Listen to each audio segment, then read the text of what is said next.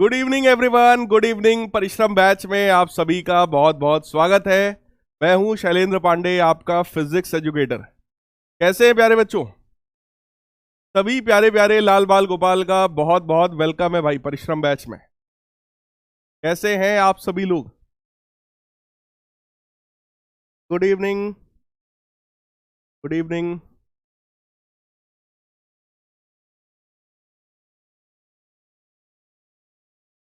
Yes, thank you बेटा, thank you, thank you. सभी का बहुत बहुत धन्यवाद है। आज तो भाई आप लोगों ने एकदम हैप्पी टीचर्स डे की लाइन लगा दी है। यहां से लेकर के इंस्टाग्राम, फेसबुक, कुछ भी बचा नहीं है भाई। है, बहुत बहुत धन्यवाद इस प्यार के लिए, बहुत बहुत धन्यवाद। गुड इवनिंग बेटा, गुड इवनिंग। कैसे हैं आप सभी लोग? थैंक यू भाई, thank you, thank you, thank you. सभी को बहुत बहुत आशीर्वाद है। सभी लोग बहुत आगे बढ़ें, है ना। पीडब्ल्यू का नाम रोशन करें, अपने घर परिवार का नाम रोशन करें। थैंक यू बेटा, थैंक यू। तो हम लोग अपने आज के सेशन में ऑल्टरनेटिंग करंट को थोड़ा सा और गहराई में पढ़ने वाले हैं, है ना। हाँ हाँ हाँ। अरे भाई धन्यवाद, धन्यवाद, धन्यवाद, धन्यवाद। सभी का बहुत बहुत शुक्रिया है। Thank you, thank you everyone. मैं एकदम बढ़िया बेटा, एकदम बढ़िया, एकदम जबरदस्त, मस्त। Love you all. Yes yes, love you all. Thank you बेटा, thank you, thank you, thank you. हाँ, ठीक है भाई। तो आप सभी ने एकदम अंदर से मुझे गदगद कर दिया है ना। आदर्श कह रहे हैं सर अब आज छुट्टी दे दो सर, है ना। हैप्पी टीचर्स डे कर दिया इसलिए सर आज छुट्टी कर दो। नहीं भाई, आज छुट्टी नहीं है ना। आज हम लोग आगे पढ़ेंगे, सिलेबस को आगे बढ़ाएंगे। देखो, एक टीचर का ये जो रोल होता है, ये रोल बहुत इंपॉर्टेंट रोल है ना। बच्चे के करियर में, आपकी लाइफ में डायरेक्टली इनडायरेक्टली टीचर का बहुत बड़ा रोल होता है। इसलिए टीचिंग का काम ऐसा है कि इसमें रिस्पॉन्सिबिलिटी काफी ज्यादा है ना। और जितना प्यार आप लोग देते हो भाई, उसके हिसाब से ना रिस्पॉन्सिबिलिटी और कई गुना बढ़ जाती है। वैसे आप समझ लो मेरा फोन बंद नहीं है, वैसे मैसेज पे मैसेज और स्टोरी और कॉल पे कॉल लगा हुआ है एकदम, है ना। तो ये इतना प्यार जब मिलता है मेरे प्यारे बच्चों, तो हम सभी की जिम्मेदारियां भी बहुत ज्यादा बढ़ जाती हैं, राइट। नहीं भाई, इग्नोर नहीं करते हैं पंडित जी। पंडित कह रहे हैं सर, पंडित अनुराग कह रहे हैं सर आप हमें इग्नोर कर रहे हो। इग्नोर इग्नोर नहीं कर रहे हैं भाई। हाँ, थैंक यू भाई, thank you, thank you everyone, thank you. तो आज की क्लास में मेरे प्यारे बच्चों हम लोग सीरीज एलसीआर सर्किट की बात करेंगे। रेजोनेंस कंडीशन क्या होता है सीरीज एलसीआर सर्किट में, रेजोनेंस कंडीशन की प्रॉपर्टीज क्या क्या है, और साथ ही साथ कुछ क्वेश्चंस भी हम लोग धुआंधार तरीके से करने वाले हैं, राइट। तो आ जाइए अपने आज के सेशन को स्टार्ट करते हैं, लेकिन उसके पहले आप लोगों को थोड़ा सा रिवाइज कराते हैं बेटा। किसी भी प्योरली रेजिस्टिव सर्किट की बात जब हम लोगों ने किया था, किसी भी प्योरली रेजिस्टिव सर्किट में हम लोगों ने फेजर डायग्राम देखा था कि करंट और ईएमएफ दोनों का फेजर डायग्राम जो है, यानी दोनों सेम फेज में थे। यहां पर फेज डिफरेंस हमारा 0 के बराबर था। फेज डिफरेंस जो है प्यारे बच्चों वो 0 के बराबर था। अर्पिता कह रही सर एक सॉन्ग, हाँ भाई सॉन्ग भी होगा, बिल्कुल होगा। हाँ, और अगर प्योरली इंडक्टिव सर्किट की बेटा बात किया जाए, इंडक्टिव सर्किट जिसमें कोई भी इंडक्टिंग कॉइल लगा हुआ है ना। किसी भी इंडक्टिव सर्किट में आप लोग कमेंट करके बताओ ईएमएफ आगे होता है या करंट आगे होता है, राइट। ईएमएफ आगे होता है या करंट आगे होता है, तो आप सभी यही लिखेंगे भैया, ईएमएफ आगे है ना। तो करंट जो है वो इसका 90 डिग्री से होता है, लाइक दिस, राइट। और अगर हम लोग प्योरली कैपेसिटिव सर्किट की बात करें, किसी भी प्योरली कैपेसिटिव सर्किट में फेजर डायग्राम बेटा अगर हम लोग बनाएं, तो ईएमएफ यहां कहीं पर होगा और करंट जो होता है 90 डिग्री आगे होता है। ये एंगल आपका ओमेगा टी था, ये 90 डिग्री आगे था। सिमिलरली यहां पर this was your E not, purely inductive circuit में, और करंट 90 डिग्री पीछे था, राइट। आज तो क्लियरिटी बढ़िया आ रही है, आप लोग को दिखाई पड़ रहा है कायदे से?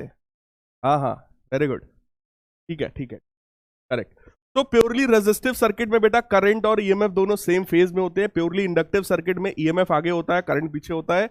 और प्योरली कैपेसिटिव सर्किट में करंट आगे था और ईएमएफ पीछे था। ये फेजर डायग्राम के बेसिस पर पिछली क्लास में हम लोगों ने दो सर्किट्स को एनालाइज किया था, जिसमें एक सर्किट हमारा था आर एल सर्किट, ठीक, यानी कि आर और एल ये दो चीजें हैं यहां पर, रजिस्टर है और इंडक्टर है। इसी को एलआर सर्किट भी कहा जाता है, इसी को आरएल सर्किट भी कहा जाता है, राइट। और इसके केस में जब हमें बनाना होता है तो सबसे पहले हम लोग बेटा फेजर डायग्राम बनाते हैं रेजिस्टेंस के लिए, यानी कि रजिस्टर के लिए। तो रजिस्टर के केस में ईएमएफ और करंट दोनों चेक कर लीजिए सेम फेज में होते हैं, राइट। और अगर इसका कंपैरिजन हम लोग करें किसी भी इंडक्टर के साथ, तो इंडक्टर के केस में हम लोग ने पढ़ रखा है ईएमएफ आगे होता है, करंट पीछे होता है। अब भाई साहब करंट तो हम बना ही चुके हैं, तो करंट से 90 डिग्री आगे हम लोग बना देंगे ईएमएफ, राइट। ये चीज है यहां पर ईएल और ईआर, है ना। ये फेजर डायग्राम हम लोग ने पिछली क्लास में पढ़ा था। और दूसरा मैंने आप लोगों को पढ़ाया था आरसी सर्किट, या इसी को आप सीआर सर्किट भी कह सकते हैं, right. This is resistance, this is capacitance. और यहां पे अगर बेटा हम लोग फेजर डायग्राम की बात करें तो रेजिस्टेंस के केस में भैया ई आर और आई नॉट दोनों सेम फेज में हो जाएगा, है ना। और अगर हम कैपेसिटर की बात करें तो कैपेसिटर के केस में करंट आगे होता है, यानी कि ईएमएफ हमारा पीछे होता है। तो ईएमएफ यहां कहीं पे था, दैट वाज ई, और ये एंगल बेटा 90 के बराबर था। कितने लोगों को ये सारे रे डायग्राम में बोल रहा हूं, फेजर डायग्राम एकदम अच्छे से समझ में आ गया है? ये बता दो यार, कितने लोगों को ये फेजर डायग्राम एकदम चकाचक मस्त समझ में आ गया है? 1 2 3 4 और 5, 5 यहां पर सर्किट्स आपके सामने हैं और 5 फेजर डायग्राम भी है। कितने लोगों को ये 100% क्लियर अच्छे से समझ में आ गया है? जल्दी बताओ भाई, फटाफट बताइए, फटाफट बताइए, हम सब करके बता दो भाई। हाँ, हम सब करके बता दो।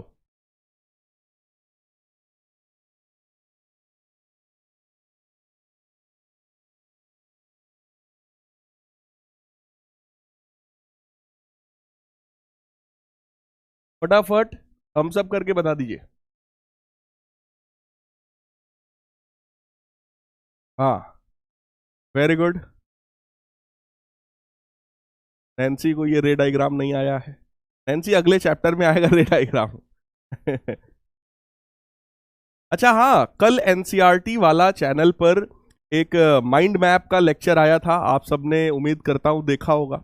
और अगर नहीं देखा है तो आज के इस लेक्चर के बाद सभी लोग उसको देखिएगा। 45 मिनट्स में आपको चैप्टर नंबर 1 पूरी तरीके से रिवाइज करवाया गया है, ठीक है। तो 45 मिनट में पूरा चैप्टर अच्छे से एक बार रिवाइज करिए और कमेंट वमेंट करके बताइएगा भैया कैसा लगा आप लोगों को, है ना। आप में से कुछ बच्चों ने उसको देखा भी है, उन्होंने लिखा भी है, परिश्रम 1 से हम लोग हैं, तो मैं समझ गया था हमारे परिश्रम वाले कुछ बच्चे पहुंच गए हैं वहां पर। एनसीईआरटी वाला चैनल पर है बेटा, ठीक है। चलिए अब आगे बढ़ते हैं, आगे बढ़ते हैं और हम लोग चल रहे हैं अब सीरीज एलसीआर सर्किट की तरफ, राइट। सीरीज एलसीआर सर्किट 92% बच्चों का मामला क्लियर है, 8% है थोड़ा सा डाउट में है, इनको भी क्लियर हो जाएगा, ये 100% तय है, राइट। आ जाइए जरा यहां पर देखते हैं। सीरीज एलसीआर का मतलब यार क्लियर है, एक इंडक्टर होगा, एक कैपेसिटर होगा, एक रजिस्टर होगा, है ना। और इन सबको हमने किसी ऑल्टरनेटिंग करंट के सोर्स से जोड़ रखा होगा। ये एल है, ये सी है बेटा, ये आर है। ईएमएफ जो हमारा है that is E naught sine omega T. और इस पूरे सर्किट के एनालिसिस में जितना भी हम लोग यहां पर पढ़ रहे हैं बेटा इस चैप्टर में, सभी में देखो एक ही काम हुआ है, ईएमएफ हमें गिवन था और हम सबको क्या निकालना है? Current, right. ईएमएफ हम सबको पता है, करंट हम सबको निकालना है कि भाई करंट की वैल्यू क्या है। तो आ जाइए सबसे पहले फेजर डायग्राम बनाते हैं, उसके बेसिस पर सारी चीज को समझेंगे। सबसे पहले किसका फेजर डायग्राम बनाते हैं बेटा? रजिस्टर के लिए। रजिस्टर का जब आप फेजर डायग्राम बनाओगे तो आपको पता चलेगा कि भैया EMF of resistor and current both are in same phase, है ना। रजिस्टर के लिए करंट और ईएमएफ क्या होता है, सेम फेज में होता है, तो एक सेम लाइन पर बेटा हम लोगों ने बना दिया है। ठीक, अब अगर इंडक्टर की बात करें तो इंडक्टर के केस में ईएमएफ जो होता है वो 90 डिग्री आगे होता है, तो ये ईएल है जो कि करंट से 90 डिग्री आगे है। और कैपेसिटर की बात करें तो कैपेसिटर में करंट आगे होता है लेकिन ईएमएफ पीछे होता है, यानी कि करंट अगर यहां पर है तो प्यारे बच्चों इससे 90 डिग्री पीछे, 90 डिग्री पीछे इधर कहीं पर हो जाएगा ईसी, जस्ट 90 डिग्री पीछे इधर कहीं पर क्या हो जाएगा, ईसी, है ना। एक बात सभी लोग ध्यान रखना, एक बात सभी लोग ध्यान रखना, ई आर का मतलब क्या था, that is basically E naught R, है ना, that was the maximum EMF across resistor, है ना। जो ईएल में लिख रहा हूं वो एक्चुअलिटी में क्या है, that is E naught L, that is maximum EMF across inductor, और ईसी जो मैं यहां पर लिख रहा हूं दैट इज ई नॉट सी, यानी कि maximum EMF across the capacitor. सही है, हाँ ठीक है भाई। एक बालक कह रहा है सर क्या, नहीं कह रहा है क्या गिफ्ट दिया तुमने टीचर्स को। भाई देखो, स्टूडेंट जो है वो टीचर को सबसे बड़ा गिफ्ट दे सकता है अपने तगड़े रिजल्ट से, अपने तगड़े रिजल्ट से। इस बैच में मैंने आपसे कहा था, पहले भी कहा था जब ये बैच स्टार्ट हुआ था, स्टार्टिंग डेज में ही मैंने बोला था कि भाई मैं चाहता हूं मेरे को ऑल इंडिया फर्स्ट रैंक मिल जाए इस बैच से, ऑल इंडिया फर्स्ट रैंक मेरे को मिल जाए इस बैच से, है ना, सीबीएसई में पहली रैंक। That is the best gift ever that you can give us as a teachers. हम सबको आप अगर कुछ गिफ्ट सच में देना चाहते हो तो वो इतनी जी तोड़ मेहनत करिए कि आप सीबीएसई में पहली रैंक इंडिया में ला सके 12th क्लास में, राइट। तो ये मैं आप सबसे मांगना भी चाहता हूं, अगर आप ईमानदारी से चाहते ही हैं तो आप ये काम करिए। मेरे से ज्यादा खुश भाई कोई नहीं होगा, अगर ये आप लोगों ने इसी साल सक्सेस कर दिया तो मेरे से ज्यादा खुश कोई नहीं होगा ना। चलिए खैर, देखो मेरे प्यारे बच्चों, ईएल इधर है, ईसी इधर है, ये एंगल भी 90 है भाई साहब, ये वाला एंगल भी 90 है, तो ये दोनों क्योंकि जस्ट ऑपोजिट है। देखो यहां पर ये जितने भी ईएमएफ आपको दिख रहे हैं, ईएल है, ई आर है, ईसी है, ये सब के सब क्या है, they all are rotating vectors, right, they all are rotating vectors. कहने का मतलब ये है कि अगर ये जस्ट ऑपोजिट डायरेक्शन में है, वेक्टर है, तो भाई साहब क्या इनका रिजल्टेंट यहां पे लिखा जा सकता है बेटा, that is EL minus EC. देखो यहां पर या तो ईएल बड़ा होगा ईसी से, या तो उसका उल्टा होगा कि भाई ईसी बड़ा रहा होगा ईएल से। अभी फिलहाल मैंने क्या मान लिया कि ईएल बड़ा है। अगर ईएल बड़ा है यानी कि EMF across this inductor, maximum EMF that is greater than EC, तो ईएल माइनस ईसी हो जाएगा इस डायरेक्शन में, राइट। अब मेरे प्यारे बच्चों, ये जो ईएल माइनस ईसी है और ये जो ई आर है, इन दोनों का रिजल्टेंट मेरे को निकालना है। इन दोनों का क्या निकालना है, रिजल्टेंट निकालना है। कैसे रिजल्टेंट मिलेगा भैया, वेक्टर सम है, इसके पैरेलल यहां से खींचो और इसके पैरेलल यहां से खींचो, राइट। तो इनका जो रिजल्टेंट आएगा मेरे प्यारे बच्चों, जो रिजल्टेंट आएगा that will be like this, this will be resultant. और यही रिजल्टेंट क्या है हमारा, यही रिजल्टेंट बेटा क्या है, ई नॉट। यानी कि अगर आप सभी लोग ध्यान से समझ रहे हो तो आपको पता होगा इसका ईएल, इसका ईसी और इसका ईआर, इन तीनों का वेक्टर सम कितने के बराबर है बेटा, ई नॉट के बराबर। इन तीनों का वेक्टर सम कितने के बराबर है, ई नॉट के बराबर, राइट है, क्लियर है भाई, है ना। तो जरा चेक कर लो ई नॉट का एंगल कितना था, ओमेगा टी। तो मेरे प्यारे बच्चों ये एंगल पूरा का पूरा कितना हो गया, omega T, this angle is omega T.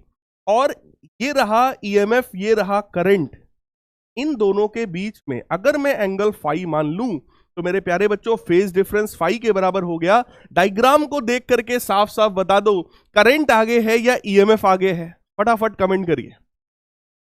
Diagram देख करके बताओ बेटा, ईएमएफ आगे है या करंट आगे है, फटाफट बता दीजिए।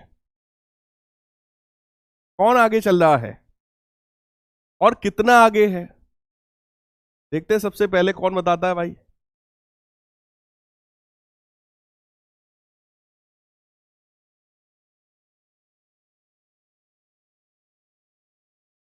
अरे कमेंट कहाँ चल रहा है यार? तो बहुत ऊपर चल रहा है। ओहो हो।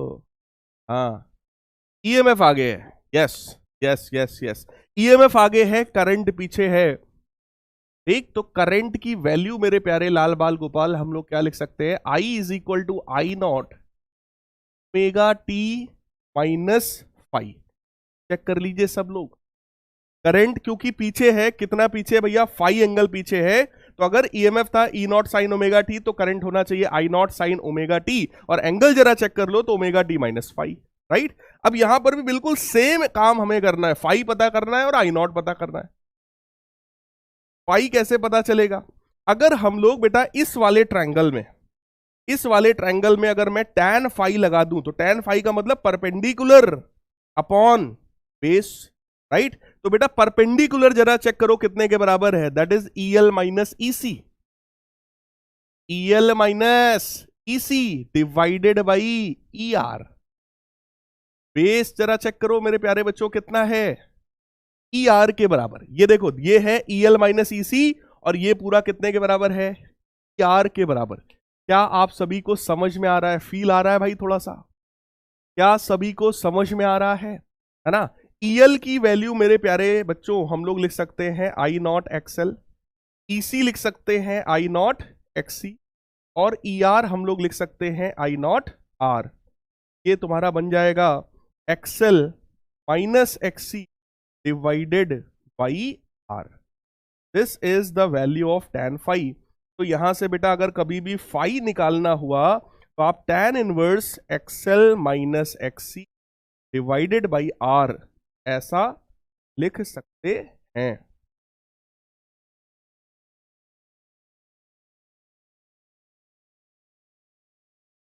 सही है क्या? सही है क्या? राइट है। चलिए अगला देखो क्या है। अगला क्या है? ये तो हो गया फाई। अब हमें निकालना है भैया आई नॉट कैसे आएगा? तो भाई EL माइनस EC और ER का रिजल्टेंट है E नॉट। मेरे प्यारे बच्चों, E नॉट का स्क्वायर जो है वो EL माइनस E का होल स्क्वायर प्लस ER का square plus 2 times EL minus EC into ER into cos 90 के बराबर हो जाएगा। और कॉस 90 वाला जो टर्म है मेरे प्यारे बच्चों वो कितना होगा? That will become zero.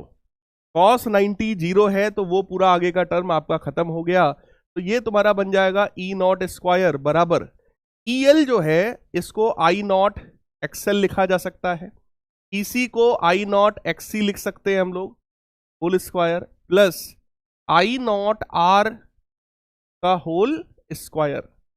जरा चेक कर लो, आई नॉट का स्क्वायर बेटा कॉमन हो जाएगा पूरे में से, तो ये बनेगा XL माइनस XC का whole square plus R square that is equal to E naught square. यहां से अगर मैं आपसे कहूं E नॉट स्क्वायर की वैल्यू बता दो, तो that will become E naught square, ये पूरा टर्म नीचे जाएगा, R square plus XL minus XC का होल स्क्वायर। राइट, और अगर करंट की मैक्सिमम वैल्यू अपने को चाहिए, तो that will become E naught upon under root के अंदर R square plus XL minus XC का होल स्क्वायर, लाइक दिस। सही है क्या? अब अगर करंट के नीचे, करंट के फॉर्मूले में अगर EMF के नीचे कुछ लिखा हुआ है, तो मेरे प्यारे बच्चों वो क्या होता है? दैट इज इंपीडेंस, है ना? तो यहां से अपने को इस पूरे सर्किट का इंपीडेंस मिल जाएगा, दैट इज Z, और Z की वैल्यू यहां से आएगी अंडर रूट के अंदर R square plus XL minus XC का होल स्क्वायर। राइट, करंट कोई पूछे कितना है भैया, तो आप कह सकते हो करंट की जो वैल्यू है that is E not by Z, that is E not by Z ना। और अगर हम लोग यहां पर फेजर, अगर हम लोग यहां पर इंपीडेंस ट्रायंगल एक और बना दें, ये देखो यहां पे मैं बना दे रहा हूं इंपीडेंस ट्रायंगल। ये एंगल बेटा फाई है, ठीक है? फाई के सामने हो जाएगा XL माइनस XC, और नीचे हो जाएगा आर, रिजल्टेंट हो जाएगा जेड। तो आप चेक कर लो, tan फाई अगर यहां से लिखोगे बेटा तो कितना आएगा, एक्सएल माइनस एक्सी बटे आर, चेक कर लो। और z की अगर वैल्यू देखोगे तो अंडर रूट के अंदर R square plus XL minus XC का whole square, right. This triangle is known as impedance triangle. जल्दी से भाई एक बार कमेंट सेक्शन में आग लगा दीजिए अगर इतनी बात आपको एकदम बिंदास समझ में आई है तो।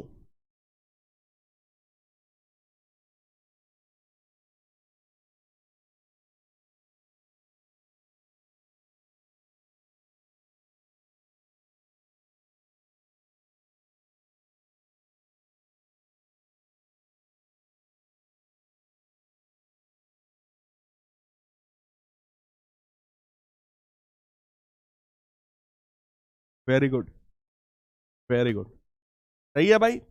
यही है तुम्हारा एलसीआर सर्किट। और मैं बताऊं आपको एलसीआर सर्किट का या तो ये वाला एक्सप्लेनेशन, ठीक है, या तो इस पे न्यूमेरिकल, न्यूमेरिकल आने के चांस ज्यादा हैं। 100% आपके एग्जाम में आएगा, आपके बोर्ड एग्जाम में इस एलसीआर सर्किट पर एक न्यूमेरिकल 100% आएगा, 100% आएगा, राइट। तो इस टॉपिक को एकदम, मतलब ये कुछ चीजें होती है बेटा जो श्योर है कि 100% ये होएगा ही होएगा, है ना, ये आएगा ही आएगा, ये ऐसी होती है।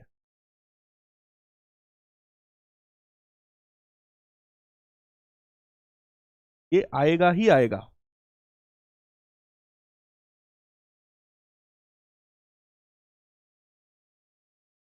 ठीक है, रोहित कह रहे हैं sir full form of LCR क्या होगा। भैया एल का मतलब इंडक्टर, सी मतलब कैपेसिटर, आर मतलब रजिस्टर, है ना, एलसीआर। चलिए आगे बढ़ते हैं भाई। अब यहां पर दो छोटी छोटी चीजें हैं, जैसे हम लोगों ने पढ़ रखा था रेजिस्टेंस, रेजिस्टेंस का रेसिप्रोकल बेटा क्या होता है, कंडक्टेंस, है ना। आपने सबसे पहला क्या पढ़ा था, रजिस्टर की प्रॉपर्टी है ना भाई, रेजिस्टेंस। और रेजिस्टेंस का रेसिप्रोकल क्या होता है, कंडक्टेंस। तो conductance is simply defined as 1 upon resistance. बिल्कुल ऐसे ही यहां पर दो चीजें आप लोगों ने पढ़ा, है ना, दो चीजें आप लोगों ने पढ़ा। क्या आपने पढ़ा, रिएक्टेंस, और आपने क्या पढ़ा यहां पर आपका इंपीडेंस। ठीक है, रिएक्टेंस का उल्टा रेसिप्रोकल क्या होता है, ससेप्टेंस। रिएक्टेंस का रेसिप्रोकल प्यारे बच्चों क्या है, ससेप्टेंस। देख लो, रिएक्टेंस का रेसिप्रोकल, रिएक्टेंस क्या था, एक्सएल और एक्सी। तो एक्सएल और एक्सी का जो रेसिप्रोकल है, यानी 1 अपॉन एक्सएल और 1 अपॉन एक्सी, उसको हम लोग क्या बोलते हैं, ससेप्टेंस, राइट। अगर कंडक्टेंस की यूनिट कोई आपसे पूछे, कंडक्टेंस की यूनिट अगर कोई आपसे पूछे, तो यूनिट क्या होता है इसका, MHO लिखो, या फिर इसी को आप ओम इनवर्स भी लिख सकते हो, है ना, ओम इनवर्स भी लिख सकते हो इस तरीके से। तो बिल्कुल वैसा ही, क्योंकि है तो ये भी उसी टाइप का टर्म, है ना, कंडक्टेंस टाइप का ही टर्म है ये दोनों, राइट। तो ससेप्टेंस का जो यूनिट हो गया ओम इनवर्स या MHO। ऐसे ही एडमिटेंस, एडमिटेंस क्या है, admittance is reciprocal of the impedance, यानी कि 1/Z। 1/Z को क्या बोलते हैं, एडमिटेंस। एडमिटेंस को क्या बोलते हैं, 1/Z, राइट। और ससेप्टेंस को क्या बोलते हैं, 1/XL और 1/XC, that is known as susceptance. Clear है क्या, है ना। हाँ, चलिए आगे बढ़ते हैं। अब अगला है प्यारे बच्चों, resonance condition of series LCR circuit. लेकिन इसके पहले आ जाइए, कुछ पहले डाउट्स देख लेते हैं आप लोगों के, क्योंकि डाउट आ गए होंगे। सर ससेप्टेंस ससेप्टिबिलिटी ही है, नहीं भाई अंजलि, अंजलि बेटा ऐसा नहीं है। ससेप्टेंस अलग चीज है और ससेप्टिबिलिटी अलग चीज है, ठीक है, दोनों डिफरेंस है। सर हाफ ईयरली में 10 चैप्टर आ रहे हैं आतिफ भाई, तो फिर पढ़ाई करो और क्या कर सकते हैं ना। हम लोग भी कोशिश कर रहे हैं जितना जल्दी से जल्दी आपके चैप्टर्स, आपका सिलेबस कवर हो सकता है। आप लोगों ने भी देखा होगा उतनी स्पीड से हम लोग चीजों को कवर कर रहे हैं, लेकिन जबरदस्ती यार उड़ाया भी तो नहीं जा सकता है ना। तो बेटा प्रीति हैप्पी टीचर्स डे कह रही है, थैंक यू बेटा, थैंक यू। करणवीर राम राम भाई। सर ईएल और ईसी कैसे, स्नेहा ने पूछा है सर ईएल और ईसी क्या चीज है। ईएल का मतलब हो गया बेटा that is the maximum EMF across this inductor, है ना। ईसी मतलब maximum EMF across this capacitor. यहां पर ये जो पूरा का पूरा सर्किट है, इस सर्किट में जो ईएमएफ है बेटा वो कंटिन्यूअसली चेंज हो रहा है, क्योंकि ईएमएफ है E naught sine omega t type का। ईएमएफ लगातार चेंज हो रहा है। अगर वेरिएबल ईएमएफ यहां से निकल रहा होगा तो इसको इसको इसको सभी को वेरिएबल ईएमएफ मिलेगा। तो ये उस वेरिएबल ईएमएफ की मैक्सिमम वैल्यूज हैं, एल, ईसी और ईआर, राइट। सर जो यहां पे tan phi EL minus EC कैसे आया, हर्षिता ने कहा बेटा देखो हर्षिता देखो इस वाले ट्रायंगल में बेटा अगर मैं tan फाई अप्लाई करूं तो फाई के अपोजिट में ये वाली साइड है ना। ये वाली साइड की लेंथ देखो कितनी है, ईएल माइनस ईसी। अगर ये है तो ये भी ईएल माइनस ईसी हो गया, और बेस कितने के बराबर है, ईआर के बराबर। ये बन गया ईएल माइनस ईसी बटे ईआर, राइट। अब आई थिंक आपको समझ में आया होगा ईएल माइनस ईसी कहां से आया। सर रेफरेंस बुक प्रदीप चल जाएगी, हाँ हाँ सब चला लो, कोई दिक्कत नहीं है। सर आई नॉट को कॉमन लेके कट किया है, हाँ बेटा यस रिया, यहां से आई नॉट ऊपर से और नीचे से कॉमन लेके उड़ा दिया, कट हो गया। Sir why you consider EL minus EC, बेटा आप ईसी को बड़ा कर लो, हमें कोई दिक्कत नहीं है। ईएल ग्रेटर देन ईसी कह रही है, सर आपको कैसे पता ईएल बड़ा है। देखो दो चीजें हैं तो दो में कोई एक तो बड़ा होगा, तो आप उस दूसरे वाले को मान लो, हमें कोई दिक्कत नहीं। अश्विनी कह रहे हैं सर इंपीडेंस क्या होता है। इंपीडेंस का मतलब पूरे सर्किट का रेजिस्टेंस, पूरा सर्किट मिल करके आखिर क्या रुकावट क्रिएट कर रहा है करंट के लिए, that is defined as impedance. Stock marketing क्या होता है भाई, पीडब्ल्यू अभी स्टॉक मार्केटिंग नहीं सिखाता है ना। जब होगा तो स्टॉक वाला आएगा, करना लो, है ना। खुशी कुमारी सर रिवीजन कहाँ हो रहा है, ये एनसीईआरटी वाला चैनल है आपका, यूट्यूब चैनल है एनसीईआरटी वाला, उस पर देख लेना बेटा, आपको लेक्चर मिल जाएगा। कल आया था, आज मैथ्स का लेक्चर आया होगा उस पर। ये हरे कृष्णा सर कोई डाउट नहीं है, विश करना था, धन्यवाद दीक्षा, चलिए ठीक है। हरीलाल कुमार कह रहे हैं सर आपसे पढ़ के बिहार बोर्ड में 90+ ला सकते हैं। भाई नहीं 90+ नहीं, 100 लाओ, 100 लाओ। मैं यहाँ 100 में 100 लाने के लिए इतनी मेहनत कर रहा हूँ, 90 तो आ ही जाता है भाई। Resonance condition of series LCR circuit, है ना। तो आ जाइए सीरीज एलसीआर सर्किट की आपसे बात करते हैं कि सीरीज एलसीआर सर्किट आखिर क्या होता है। ठीक, चलो ध्यान से सुनो मेरी बात। देखो रेजोनेंस का मतलब होता है प्यारे बच्चों, जब सर्किट में फ्लो होने वाला करंट मैक्सिमम हो जाए तो उस कंडीशन को हम लोग बोलते हैं resonance, right. Series LCR circuit is said to be in resonance condition when current through it has its maximum value. जो करंट फ्लो हो रहा है अगर वो करंट मैक्सिमम हो जाए, यानी करंट की जो मैक्सिमम वैल्यू यहां हम लोगों ने निकाली थी अगर वो भी मैक्सिमम हो जाए, तब हम बोलेंगे कि ये हमारा रेजोनेंस की कंडीशन है।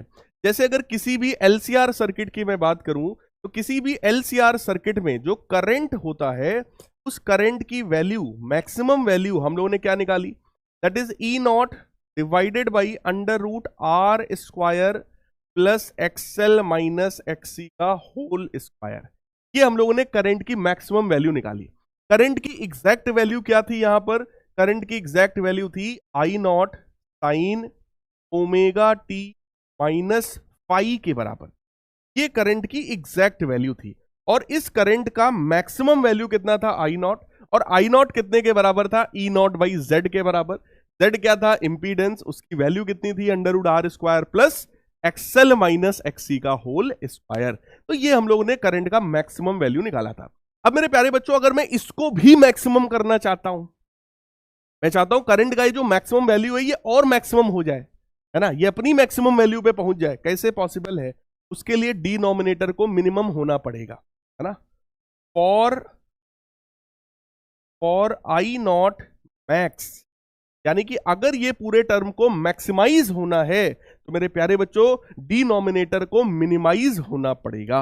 और डिनोमिनेटर को मिनिमाइज करने का एक ही तरीका है भैया, डिनोमिनेटर में देखो जरा कौन कौन सी चीजें हैं। डिनोमिनेटर में है आर स्क्वायर और एक्सएल माइनस एक्सी का होल स्क्वायर, राइट। दो ही चीजें हैं यहां पर, आर स्क्वायर है, एक्सएल माइनस एक्ससी का होल स्क्वायर है। अब बेटा जरा सोचो, आर की कुछ ना कुछ वैल्यू तो होगी होगी, उसका तो हम कुछ कर नहीं सकते।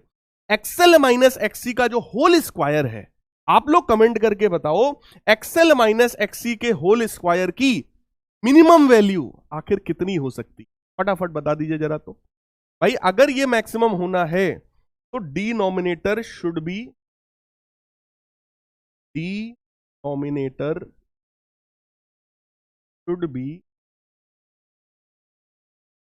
मिनिमम।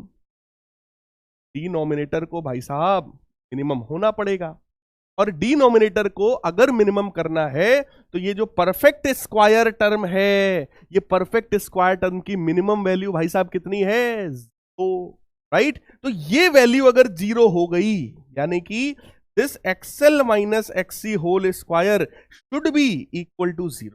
अगर ये वैल्यू 0 हो गई मेरे प्यारे बच्चों, तो हमारे करंट की जो वैल्यू है वो मैक्सिमम हो जाएगी। और करंट की मैक्सिमम वैल्यू जरा सोचो कितनी होगी, आई नॉट मैक्स यहां पर कितना होगा, that will be E naught divided by XL minus XC, तो हमारा 0 हो गया। ये वैल्यू तो पूरी पूरी 0 हो गई। अब क्या बचा, केवल अंडर रूट के अंदर R square. Under root R square का मतलब हो गया सिंपली आर, यानी this is the maximum value of maximum current. Current amplitude की मैक्सिमम वैल्यू है ई नॉट बाई आर, है ना। मैटर ये सर ये कब होगा, तो ये बेटा तब हो सकता है जब एक्सएल और एक्ससी आपस में बराबर हैं। एक्सएल होता है ओमेगा एल और एक्ससी होता है 1 अपॉन ओमेगा सी, यानी ओमेगा स्क्वायर अगर 1 अपॉन एलसी के बराबर हो, या फिर omega 1 upon under root LC के बराबर हो, राइट, तब जाकर आपका जो करंट का एम्पलीट्यूड है वो मैक्सिमम हो जाएगा, राइट। अब यहां पे चेक करो, ये ओमेगा क्या है, that is angular frequency. In fact हमें लिखना चाहिए resonant angular frequency. That means this is angular frequency at the condition of resonance. जब रेजोनेंस हो रहा होता है तो इसको ओमेगा आर लिखते हैं, और ओमेगा आर हमारा 1 अपॉन अंडर रूट एलसी के बराबर होता है। ओमेगा आर मतलब ये रेजोनेंस को शो कर रहा है ना। अब ओमेगा जो है मेरे प्यारे बच्चों वो 2 पाई एफ के बराबर होता है, तो यहां पर एफ आर हम लोग लिख सकते हैं, that is 1 upon 2 pi under root LC. ये जो एफ आर है that is known as resonant frequency, that is known as resonant frequency, resonant frequency, right. Resonant frequency F R that is 1 upon 2 pi under root LC, ठीक है।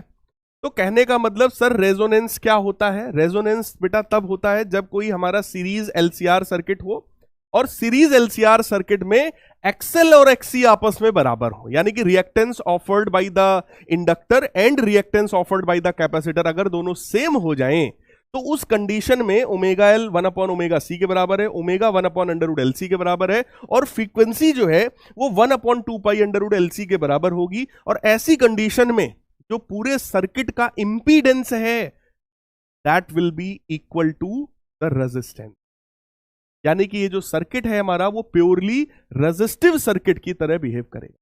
जुनैद साहब कह रहे हैं sir अगर डिनोमिनेटर मिनिमम हो जाएगा तो क्रॉस मल्टीप्लाई करके आई नॉट भी तो मिनिमम हो जाएगा ना भैया। डिनोमिनेटर अगर मिनिमम होगा तो आई नॉट मैक्सिमम हो जाएगा। डिनोमिनेटर अगर मिनिमम होगा तो आई नॉट मैक्सिमम हो जाएगा, क्योंकि ई नॉट जो है वो कांस्टेंट है, मैक्सिमम ईएमएफ बेटा कांस्टेंट है। समझ में आ रहा है क्या, समझ में आ रहा है क्या? आ जाइए थोड़ा सा और आपको यहां पे समझाते हैं अलग से। अगर एक मान लो एलसीआर सर्किट है, ये एल है, ये सी है, ये आर है, राइट, इसको हमने एक ऑल्टरनेटिंग करंट के सोर्स से जोड़ रखा है। ये हमारा एलसीआर सर्किट है, ये ईएमएफ है E naught sine omega T. पूरा हमने फेजर वगैरह आपको सिखाया, करंट की वैल्यू डिराइव करके दिखाई, I naught sine omega t minus pi के बराबर वैल्यू आई थी। लेकिन ये वैल्यू तब थी जब हम लोगों ने कंसीडर किया था कि EL बड़ा है EC। EL किससे बड़ा है भैया? इसी से बड़ा है ना? तो फॉर रेजोनेंस, अगर हमें यहां पर रेजोनेंस कराना है तो मेरे प्यारे बच्चों XL को XC के बराबर होना पड़ेगा, राइट?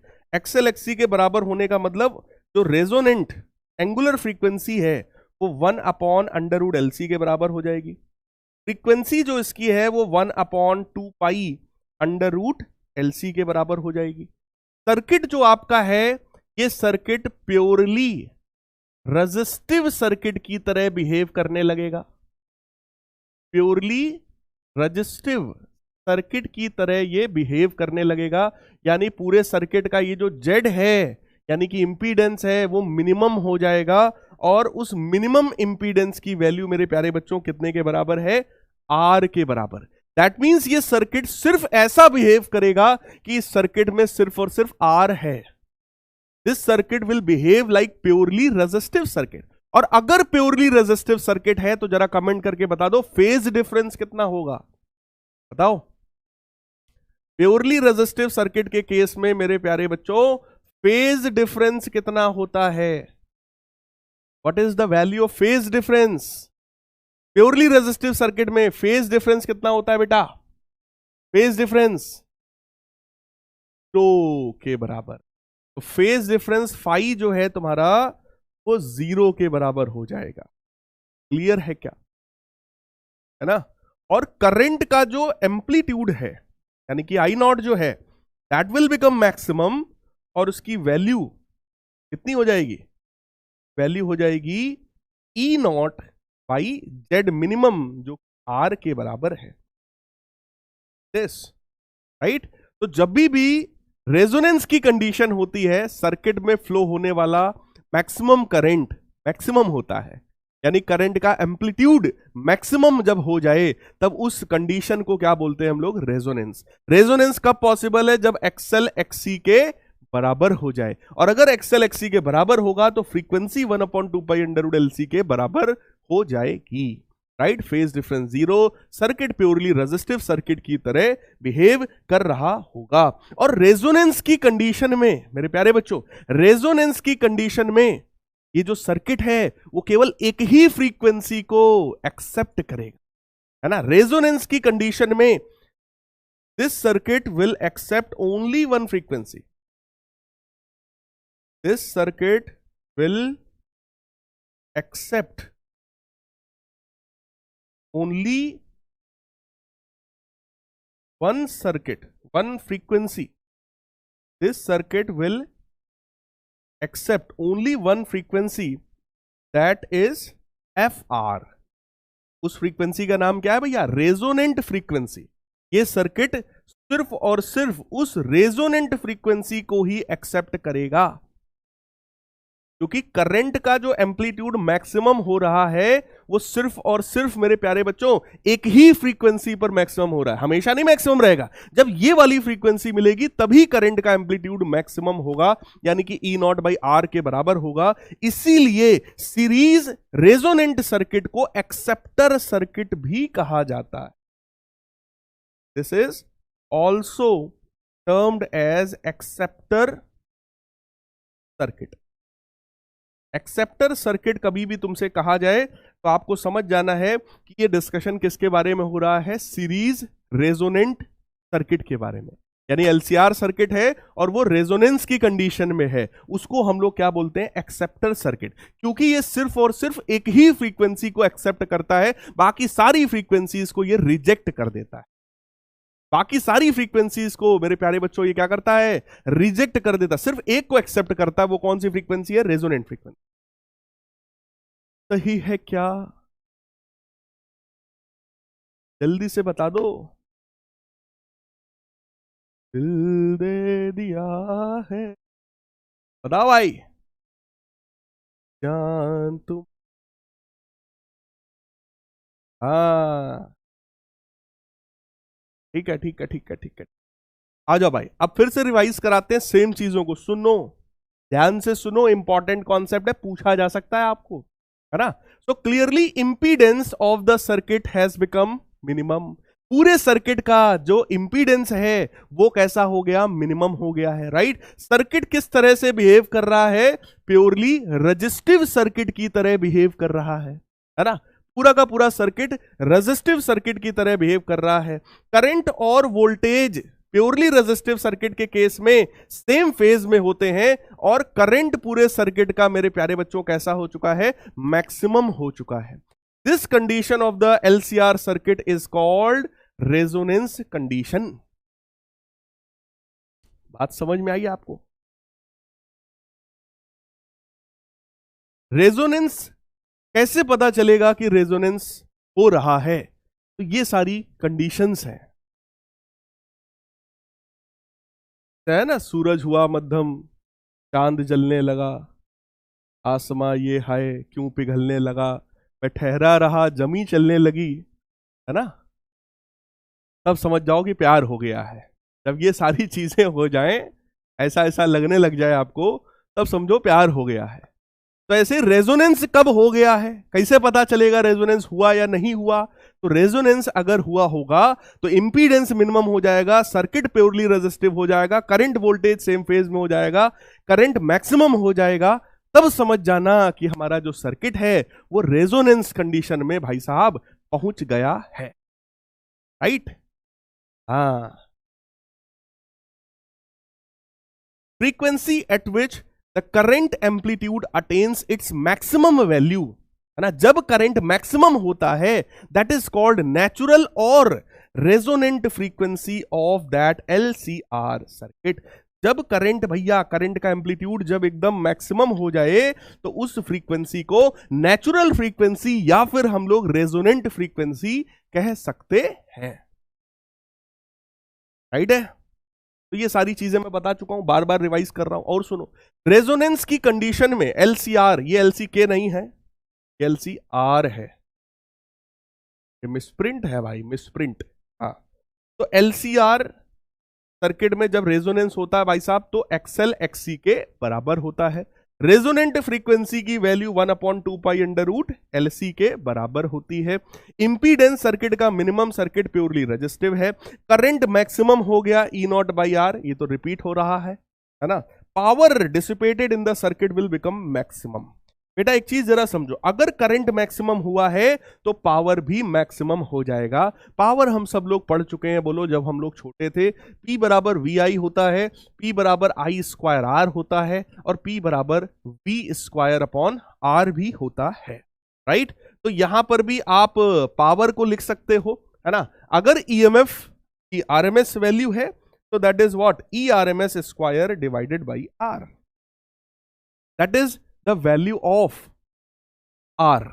अरे कैमरामैन फोकस करो, डाउट स्लाइड पर फोकस करो कैमरामैन। हाँ भैया भाई, आजा भाई, डाउट देख लेते हैं। कैमरामैन ने फोकस कर दी। सर हम रिवीजन कैसे करें सर? बेटा रिवीजन, अगर आप लेक्चर्स को ध्यान से मेरे अटेंड कर रहे हो तो पहले मैं चैप्टर समझाता हूं, फिर चैप्टर को एक लेक्चर में वन शॉट रिवाइज कराता हूं, फिर आपको न्यूमेरिकल्स के बेसिस पे चैप्टर फिर से रिवाइज कराता हूं, फिर एनसीईआरटी वाला चैनल पर अभी देखो एक मैंने क्विक रिवीजन की एक सीरीज और ला दी है आप सबके लिए। 45 मिनट से 1 घंटे में पूरा का पूरा चैप्टर रिवाइज करा रहा हूं। फिर अभी जब पूरा का पूरा सिलेबस एंड हो जाएगा तो इसी बैच में शायद हम लोग एक बार और पूरा रिवीजन कर रहे होंगे। यूट्यूब पर मैं अलग से रिवीजन करा रहा होऊंगा, है ना। वहां पर भी वन शॉट लेक्चर्स धड़ाधड़ PW देगा आपको, राइट। और कितना रिवीजन चाहिए भाई, है सर? थोड़ा कम समझ में आया है भाई, तुम्हें प्यार नहीं हुआ ना, इसलिए कम आया है। हाँ, तो ये sir why always EL greater than EC, भैया ऑलवेज मैंने कब बोला? मैंने बोला तो अभी एक बच्ची ने पूछा था कि सर आपने EL को ही काहे बड़ा किया, तो हमने कहा था भैया EC बड़ा कर लो, कोई दिक्कत नहीं है, राइट। चाहे EL को बड़ा करो चाहे EC को बड़ा करो। Sir omega under root LC IC कैसे आया? अच्छा, अरे भाई ओमेगा L क्यों कनेक्ट हो रहा है भाई? डाउट की बात हो रही थी। ओमेगा L 1/ओमेगा C के बराबर था, तो ओमेगा को उधर ले जाओ, ओमेगा स्क्वायर हो जाएगा। ओमेगा स्क्वायर बराबर 1/LC हो जाएगा, तो ओमेगा 1/√LC हो जाएगा, राइट। सर देन EL EC के बराबर भी होगा क्योंकि ओमेगा L 1/ωc है। हाँ, ये लड़के ने दिमाग लगा लिया अब, हर्ष ने। यस हर्ष, आप बिल्कुल सही कह रहे हैं कि अगर XL XC के बराबर है तो EL भी EC के बराबर हो जाएगा। यस, आकाश गुप्ता ने भी दिमाग लगा लिया भाई। कह रहे सर आपके हिसाब से हमें कब तक सिलेबस कंप्लीट कर लेना चाहिए? तो हमारे हिसाब से जब हम अपनी तरफ से बोल दें हाँ भाई सिलेबस आज हो गया, तब तक आपका भी हो जाना चाहिए ना, बस। उसके बाद आप टेंशन ना लो। आई फ्लू तो जाने कब सही हो गया बेटा। सर हम सर्किट में रेजोनेंस क्यों करा रहे हैं? बेटा सर्किट में हम रेजोनेंस इसलिए करा रहे हैं क्योंकि हम लोग कलाकार टाइप के हैं। हम लोग को कोई भी एक चीज मिल जाती है तो हम लोग को संतुष्टि नहीं होती है।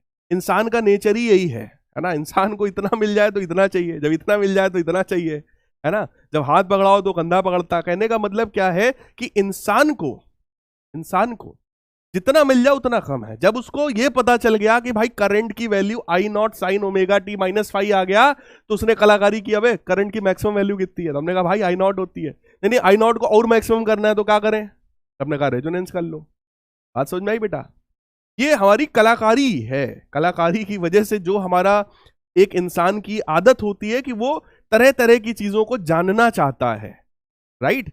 कोई सिस्टम बना हुआ है उसमें कुछ ना कुछ खुरापेच वो करना ही चाहता है, तो नया नया चीजें वो सीखता है यही सब करके, राइट है। तो हम चाहते हैं कि जब सर्किट में करंट एकदम मैक्सिमम हो जाए तो उसकी कंडीशन बताओ, तो वही है बेटा रेजोनेंस। क्योंकि जब सर्किट में करंट मैक्सिमम होगा तो सर्किट की उस समय इलेक्ट्रिकल एनर्जी भी मैक्सिमम हो जाएगी। क्लियर है? अब समझ आया? ठीक है, चलो भाई अब आगे की बात कर लेते हैं जरा। आगे की बात यह है कि current is in phase with the voltage, तो मैं बता चुका हूं, और पावर फैक्टर यूनिटी हो जाएगा। पावर फैक्टर मेरे प्यारे बच्चों cos फाई होता है। पिछली क्लास में मैंने आप लोगों को cos फाई बताया था। cos फाई होता है ना R/Z। cos फाई होता है बेटा R/Z। इसी cos फाई को अभी आप आगे पढ़ लोगे अगली क्लास में, इसी cos फाई को पावर फैक्टर कहा जाता है। cos phi is known as power factor. तो टेंशन मत लीजिएगा, पावर फैक्टर क्या है अगली क्लास में पता चल जाएगा। फिलहाल अगर फाई 0 है तो cos फाई 1 होगा, बोलो ये सबको पता है। फाई 0 है तो cos फाई कितना होगा? 1 होगा, ये सबको पता है। Series resonant can occur at all value of resistance. Resonance के लिए जो कंडीशन लगी है वो XL और XC पे लगी है। रेजोनेंस कब होगा? जब XL XC के बराबर होगा। R कुछ भी हो सकता है, XL XC के बराबर बस कर दो। R की कोई वैल्यू हो सकती है, R में हैव एनी वैल्यू। रेजिस्टेंस की वैल्यू कुछ भी हो सकती है, सिर्फ XL XC के बराबर होना चाहिए। अगर XL XC के बराबर है तो देख लो जो तुम लोग बोल रहे थे, वोल्टेज अक्रॉस R यानी कि ER is equal to the applied voltage, right. यानी कि पूरे सर्किट का जो वोल्टेज है वो सारा का सारा किसके ऊपर जाएगा? रेजिस्टेंस के ऊपर, रजिस्टर पे जाएगा। सही है क्या? समझ में आ रहा है क्या? The voltage across L and C are equal. देखो ये आप लोग कह रहे थे अभी ना सर XL XC के बराबर, इसका मतलब EL EC के बराबर है। Yes, EL is equal to EC। Voltages across L and C are equal and they have phase difference of 180 degree, so their resultant is 0. Phase difference 180 का मतलब अगर आप फेजर डायग्राम याद करो तो ER ऐसा था, EL ऐसा था और EC ऐसा था, जस्ट 180 डिग्री पे था। अरे याद करो भाई, हाँ EL है ना और EC दोनों के दोनों जस्ट इक्वल एंड अपोजिट हैं, इसलिए नेट कितना हो जाएगा बेटा? 0 के बराबर। Voltages across L and C are very high as compared to the applied voltage. बेटा L और C यानी कि EL और EC के अक्रॉस जो वोल्टेज है उसकी न्यूमेरिकल वैल्यू बहुत बहुत ज्यादा होती। अभी न्यूमेरिकल में आपको करके दिखाते हैं। Hence series LCR circuit is used to obtain large magnification of AC voltage. जब हमें ऑल्टरनेटिंग वोल्टेज को काफी ज्यादा बढ़ाना होता है तब मेरे प्यारे बच्चों हम लोग वहां पर क्या करते हैं? हम लोग वहां पर सीरीज LCR सर्किट को यूज कर लेते हैं, राइट। क्योंकि ईएल और ईसी की जो वैल्यू है वो ई नॉट से काफी ज्यादा है। क्या आप सभी को समझ में आ रहा है? यार ये कुछ लोग बातचीत करते रहते हैं, डिस्ट्रैक्ट करते रहते हैं। हाँ, डिस्ट्रैक्ट करते रहते हैं कुछ लोग, लगे रहेंगे आपस में, लगे रहेंगे। पता नहीं कितना बातचीत आप लोग के पास है। अभी तक मैं मतलब जब मैं अपने स्कूल में पढ़ता था तो मेरे को लगता था यार लड़कियां कितना बात करती हैं। अभी लड़कियां तो आराम से पढ़ती हैं, ये लड़के कितना बात करते हैं, लगे पड़े हैं, लगे पड़े हैं। भाई इतनी बातें लाते कहां से हो तुम? हमसे तो हो ही नहीं पाती। जनरली मैं आपको बताऊं ना, जितने टीचर्स को आप देखते हो ना कि बड़े एकदम फनी तरीके से पढ़ा रहे हैं, एकदम मस्ती से जो है खूब बातचीत करते हैं, गाना भी गा ले रहे हैं, शायरी भी कर ले रहे हैं, वो टीचर आम तौर पे जब आप देखोगे तो नॉर्मली बड़े शांत शांत रहते हैं। समझ रहे हैं? यहां तो मैं देख रहा हूं भाई एकदम लगे पड़े हैं, बिंदास। टैलेंट है, लगे पड़े हैं। काहे का टैलेंट है सर? बकैती करने का। काहे की पढ़ाई है सर? बकैती करने की पढ़ाई है सर, और कुछ नहीं आता है सर। भगवान ने ये मुंह दिया है और इसको हमें पटर पटर पटर पटर हमें चलाना है, बस। हाँ, सुहानी सही कह रही है। हाँ, ये लड़के जो है ये थोड़ा सा कॉम्प्लेक्स्ड हो गए हैं, है ना। जैसे लड़कियां कहती हैं हम लड़कों के बराबर हैं, लड़कों ने कहा हम भी बराबर हैं तुम्हारे, टेंशन ना लो, तुम बात करती हो हम तुमसे ज्यादा बात करेंगे। हाँ, लगे पड़े हैं। भाई इतनी कहां से ले आते हो है?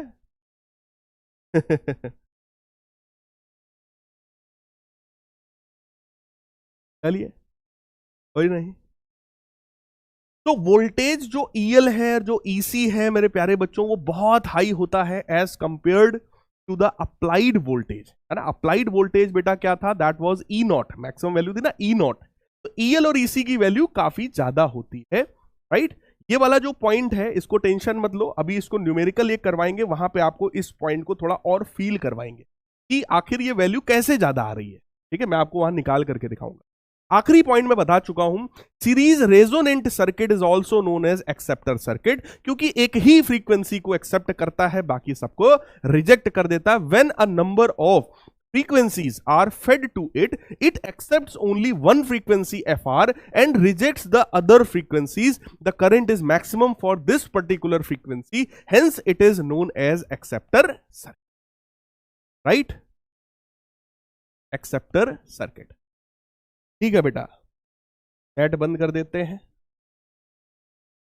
हाँ भाई, अब आ जाइए कुछ बढ़िया धमाकेदार क्वेश्चंस के ऊपर, और अब हम लोग को करने हैं कुछ फटाफट क्वेश्चंस, राइट। आ जाओ, सबसे पहला क्वेश्चन देखते हैं। Determine the impedance of a series LCR circuit if reactance of C and L are this and this and R is this. ये तो एकदम बउआ छाप क्वेश्चन हो गया।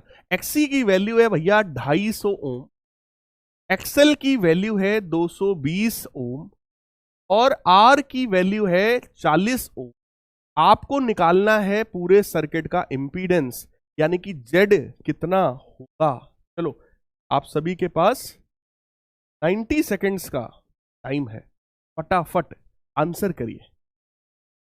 हाँ, जेड बराबर अंडर रूट के अंदर R square plus XL minus XC का होल स्क्वायर होता है।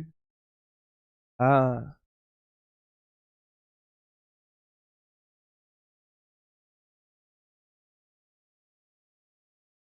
फटाफट आंसर करो भाई।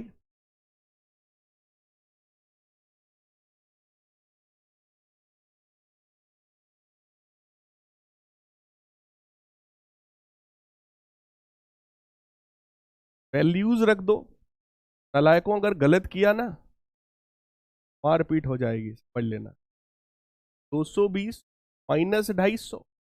अब वो जो बालिका कह रही थी ना सर काहे एक्सेल बड़ा किया, देख लो बेटा, एक्सी बड़ा है, एक्सी बड़ा है, देख लो। लेकिन हमारे आंसर पे कोई फर्क भैया नहीं पड़ेगा, ठीक।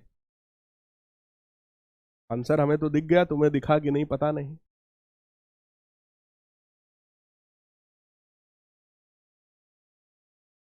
कमल यादव को देखो, इनका दिमाग कितना तेज फ्लक्चुएट करता है। ABCD CD BD AD CD चल रहा है इनका।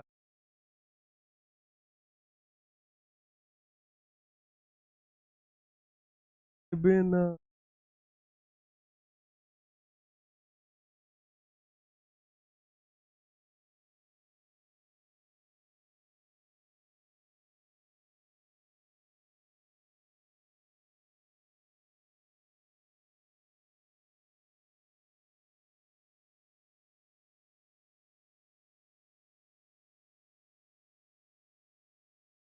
तो आपका सही उत्तर है बी पार्ट। पार्ट एकदम सही है। 54% बच्चों ने किया है, बाकी सब हमारे पास टैलेंटेड गधे हैं।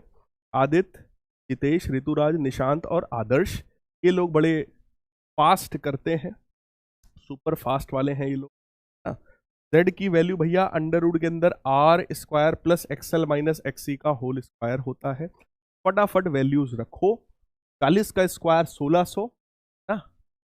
टिंकू जी कह रहे हैं सर ये 40 और 30 को जोड़ो सर 70 होना चाहिए, सर 70 लिख दो। ऐसे थोड़ी ना होता है। तो वैल्यू बेटा आ गई 50 ओम के बराबर।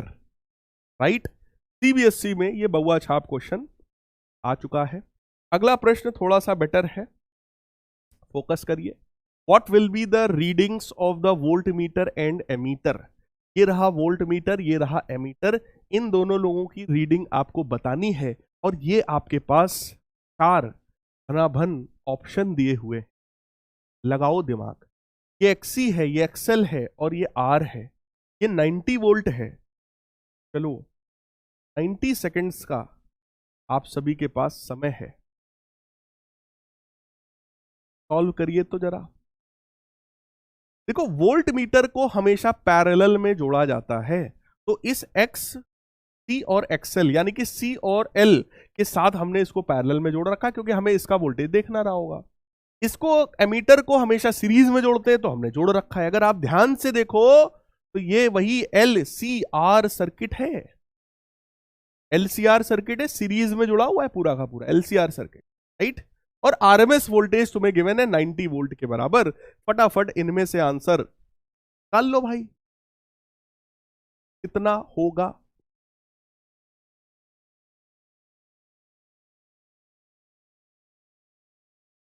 क्वेश्चन को अगर आप आंख खोल के देख रहे हैं तो आपको दिख रहा होगा कि सर एक्सेल जो है वो एक्सी के बराबर है। तो यहां पर कहा नहीं गया है, लेकिन क्वेश्चन की भावनाओं को अगर आप समझेंगे तो ये क्वेश्चन हमारा रेजोनेंस कंडीशन का है।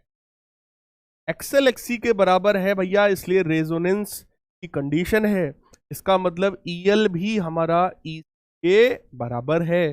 तो ये क्या बता रहा है, ये इन दोनों के बीच का पोटेंशियल डिफरेंस बताता है। राइट, ईएल और ईसी आपस में बराबर भी होते हैं और जस्ट अपोजिट भी होते हैं। यानी कि ये वोल्ट मीटर कितनी रीडिंग हमें देगा भैया, 0 के बराबर। वोल्ट मीटर की रीडिंग भाई साहब कितनी होगी, 0 के बराबर। तो या तो ए या तो सी। राइट, अब एमीटर पे आ जाओ। अगर ये प्योरली मतलब अगर ये रेजोनेंस की कंडीशन में है तो ये पूरा सर्किट प्योरली रेजिस्टिव सर्किट की तरह बिहेव करेगा। भैया करंट की आरएमएस वैल्यू कितनी हो जाएगी, ईएमएफ की RMS value divided by Z minimum जो कि आर के बराबर है, यानी कि 90 डिवाइडेड बाई 45 यानी कि 2 एम्पियर। बोलो बोलो भाई, करेक्ट आंसर कौन सा हुआ मेरे प्यारे बच्चों, C part. Correct answer is C part. सिर्फ 29% बच्चे सही हैं, 29%। बाकी लोग जो है गड़बड़ कर चुके हैं। सलमान खान साहब आ गए हैं दबंग हमारे साथ। हाँ, सबसे आगे वही हैं, उत्कर्ष राठी, निशांत, हैरी और आर्यन, ये सारे लोग हैं। हाँ, समझ आ गया है क्या आपको प्यारे बच्चों, बोलो यार, समझ आ गया है क्या। बढ़िया प्यारा सा इंपॉर्टेंट क्वेश्चन है। इस तरह के छोटे छोटे क्वेश्चंस कॉम्पिटेटिव एग्जाम में मिल जाते हैं भाई, जेई मेन में आ सकता है, कोई बड़ी बात नहीं है।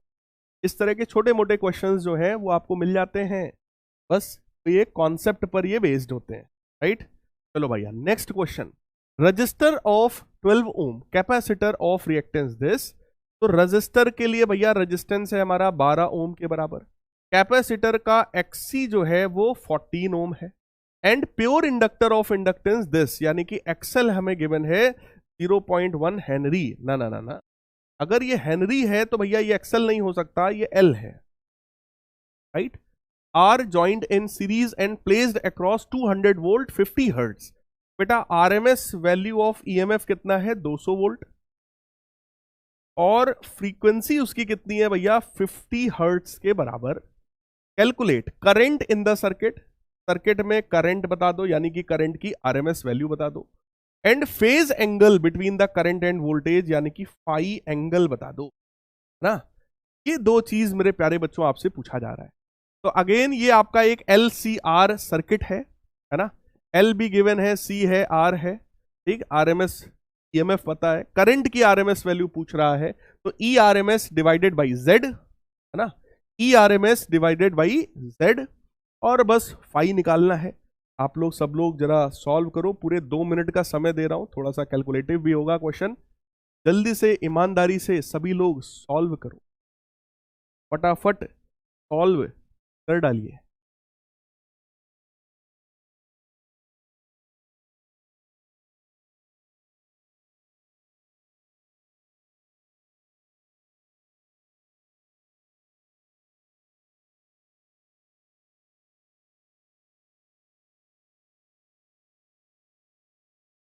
देखो भाई, अगर हम लोग किसी भी सीरीज एलसीआर सर्किट की बात करें तो tan फाई का फॉर्मूला होता है एक्सएल माइनस एक्सी बटे आर। एक्सएल क्या होता है भैया, ओमेगा एल, ओमेगा होता है 2 पाई एफ, फ्रीक्वेंसी है 50, और एल की वैल्यू क्वेश्चन में गिवन है 0.1, माइनस एक्सी जो कि है 14, डिवाइडेड बाई आर जो कि है 12। दोबारा बनेगा 100, और एक जीरो से ये कैंसिल हो जाएगा, यानी 10 पाई, 10 पाई माइनस 14 डिवाइडेड बाई 12। कह रहे हैं पाई की वैल्यू 3 ले लो, तो बनेगा 30 में से 14 गया तो बनेगा 16, 16 बटे 12, यानी कि 4 बटे by 3, that is the value of tan phi. तो tan फाई 4/3 है, तो फाई हो गया tan इनवर्स 4/3 ना। और हमसे कह रहे हैं करंट बता दो, तो करंट जो होता है, करंट का जो आरएमएस वैल्यू है, दैट इज ईएमएफ का RMS value divided by Z, और जेड होता है अंडर रूट के अंदर R square plus XL minus X का स्क्वायर। बेटा ये है 200 volt divided by under root R की वैल्यू कितनी है, 12 square plus XL minus XC का होल। तो एक्सएल माइनस एक्सी हम लोगों ने देखो यहां पर भी पूरा पूरा सॉल्व किया है। एक्सएल माइनस एक्सी सॉल्व होकर 16 आ रहा है, एक्सएल माइनस एक्सी सॉल्व होकर कितना आ रहा है, 16 आ रहा है, तो 16 का स्क्वायर। ये तुम्हारा बन गया भैया 200 डिवाइडेड बाई, अब थोड़ा सा मनी तो करनी ही पड़ेगी, ईमानदारी आगे करेंगे आखिर भैया। 16 का करेंगे हम लोग स्क्वायर, ठीक है, और 12 का स्क्वायर 124। अरे यार तो एकदम बउआ छाप हो, है ना। 400 का अंडर रूट हो गया 20, क्या आएगा, वैल्यू आ जाएगी 10 एम्पियर के बराबर, राइट राइट राइट। तो करंट की आरएमएस वैल्यू है भैया 10 एम्पियर, और tan फाई हमारा है 4/3 के पर। करेक्ट आंसर मेरे प्यारे बच्चों कौन सा हो जाएगा, ए ऑप्शन। करेक्ट कौन सा होगा, ए ऑप्शन, राइट है। 39% बच्चों का सही है, बाकी लोग पता नहीं क्या करते हैं। जीते शांत, मनीष और अन्य, इतने बच्चों ने एकदम बिंदास सही। हाँ भैया, क्या आप सभी को न्यूमेरिकल्स समझ में आ रहे हैं? कहीं ऐसा तो नहीं हो रहा है हम ही क्वेश्चन ला रहे हैं, हम ही क्वेश्चन को समझ रहे हैं, और हम ही क्वेश्चन को सॉल्व भी कर रहे हैं? कहीं ऐसा तो नहीं है मेरे प्यारे बच्चों? कभी कभी लगता है ऐसे आप लोगों में से एक आध बच्चों को ऐसे बाहर निकाला जाए, सॉल्व करके दिखा दे का। हाँ तो भाई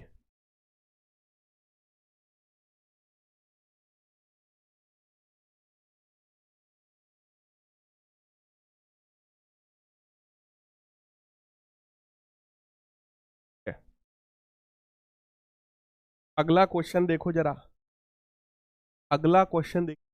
figure shows series LCR circuit with L C and R सब पता है, connected to a variable frequency 240 volt source, calculate angular frequency of the source which drives the circuit at resonance.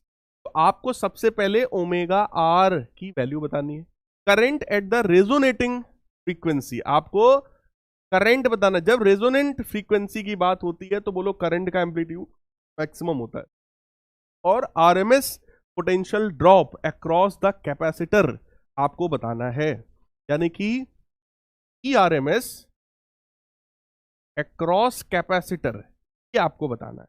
चलो भाई अटेम्प्ट करो, पूरे के पूरे 2 मिनट का समय है। एल पता है, सी पता है, आर पता है, आरएमएस वोल्टेज पता है, तो आपसे एंगुलर फ्रीक्वेंसी है। एंगुलर फ्रीक्वेंसी बोलो 1/√LC होती है, घट वैल्यू रखो, अंडर रूट ये है 5 और सी की वैल्यू कितनी है भैया 80 प्रो यानी 10⁻⁻6। 80 गुणे 5 करेंगे आएगा 400, 400 को बाहर निकालेंगे आएगा 20, और 10⁻⁻6 को बाहर निकालेंगे 10⁻3 पर आ जाएगा। 10⁻3 ऊपर जाएगा बनेगा 1000, ये बन गया तुम्हारा 1000 बटे 0 उड़ाओ और वैल्यू आ गई कितनी 50। एंगुलर फ्रीक्वेंसी 50 के बराबर, या तो बी सही होगा या तो डी सही होगा। बोलो यार, या तो बी सही होगा या तो सी सही होगा, नहीं बी या डी, आइदर बी और डी। आई नॉट मैक्स जो होगा की भी वैल्यू निकालनी है, that will be E naught by R, E naught by R, right. E naught हमारा कितना है, देखो ये आरएमएस वैल्यू होती है बेटा, आरएमएस वैल्यू। तो मैक्सिमम वैल्यू कितनी हो जाएगी 240/√2 मैक्सिमम वैल्यू। रेजिस्टेंस कितना भैया 40 है ना, ये इसको काटेगा कितना आएगा 6 है।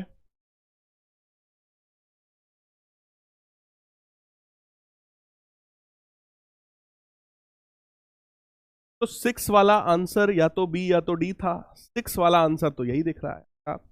6√2 को देखते हैं सॉल्व करके हम। 6 इंटू 1.414 वैल्यू कितनी है 8.484, 8 से ज्यादा ही है। तो हमको यहां पर जो वैल्यू डालनी है वो सिर्फ और सिर्फ अकॉर्डिंग टू आवर ऑप्शन, ये काम हम लोग ना करके सिर्फ इसको यहीं पे रखेंगे, और एम्पियर ये हमारा करंट का वैल्यू होगा अकॉर्डिंग टू आवर ऑप्शन। फिर कह रहे हैं RMS value across the capacitor बता दो, यानी ई आरएमएस वैल्यू हमें बतानी है कैपेसिटर के अक्रॉस, तो that will be what I naught XC.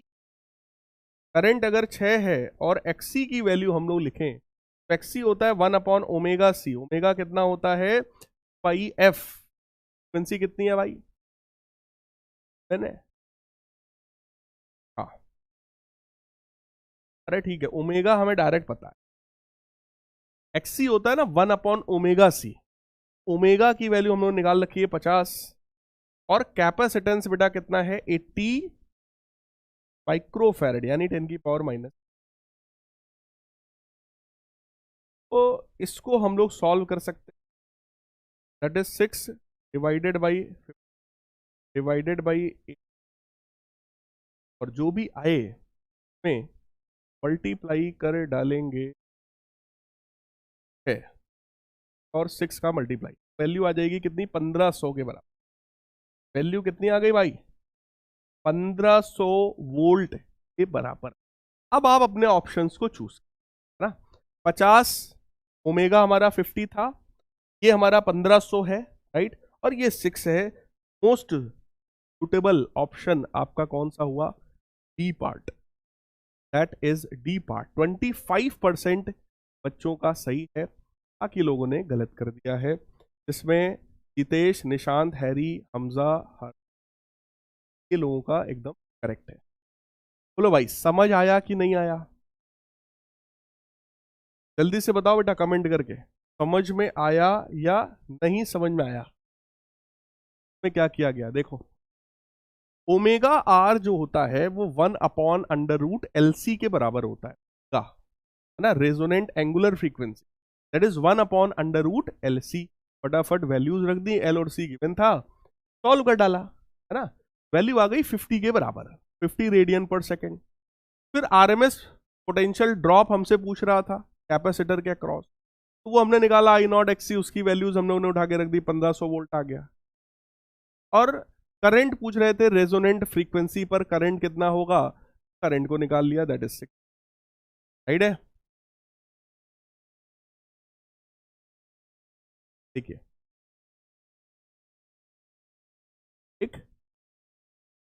अगला देखो बेटा, नेक्स्ट क्या है question, the resistor of resistance 400 ohm and capacitor of reactance 200 ohm are connected in series with 220 volt 50 hertz AC supply.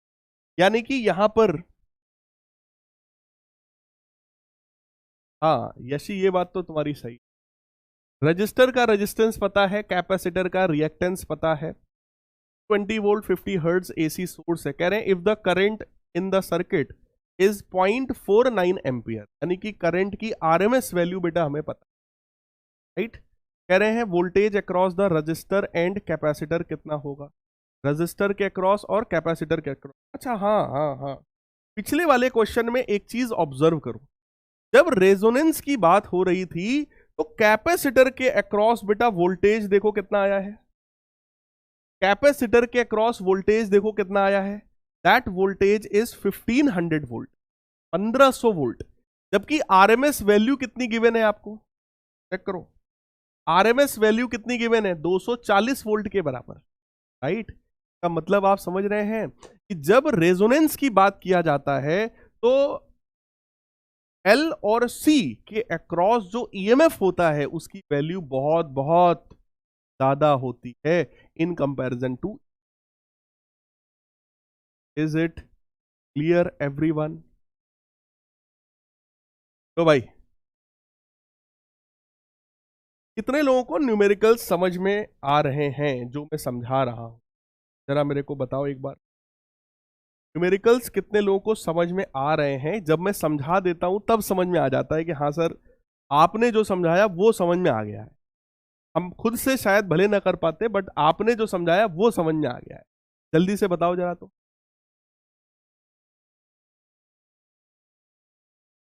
हम सब करके बता दो भाई सब लोग, तब तक हम लोग क्वेश्चन देखते हैं।